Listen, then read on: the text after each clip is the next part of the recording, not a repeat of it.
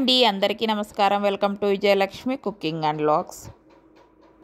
కోడిగుడ్లు ఉడికించిన తర్వాత పొట్టు సరిగ్గా వచ్చేలేదు కదా, తర్వాత పొట్టు తీసేటప్పుడు ఇరిగిపోవడము అలా జరుగుతూ ఉంటుంది కదా.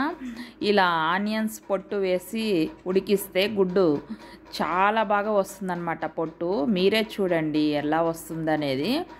ఒకే చేత్తోనే కానీ తీయొచ్చు అన్నమాట. చూడండి, తొందరగా వచ్చేస్తుంది. గుడ్డ అనేది ఎక్కడ విరిగిపోదు, చాలా బాగా వస్తుంది. టేస్ట్ కూడా కర్రీ చాలా బాగుంటుంది ఇలా చేసుకుంటే. ముందుగా కడాయి పెట్టుకొని ఆయిల్ వేసుకొని ఆవాల జీలకర్ర వేసేసి ఆనియన్స్ వేసేసి టమాటా ముక్కలు కూడా వేసేసి అలాగే కారము ఉప్పు పసుపు కూడా వేసేసుకోవాలి. కర్రీ వేడి వేడి అన్నంలోకి తింటే చాలా బాగుంటుంది. కాస్త రసం చేసుకోవాలన్నమాట. ఇది వచ్చేసి మిరియాల పొడి, కాస్త వెల్లుల్లి మిరియాలు వేసి దంచి వేసానన్నమాట, వేయించినవి మిరియాలు. ఇక కాస్త మగ్గిన తర్వాత కొత్తిమీర పేస్టు కొబ్బరి పేస్టు వేసేసి ఒకసారి బాగా కలిపేసుకోండి.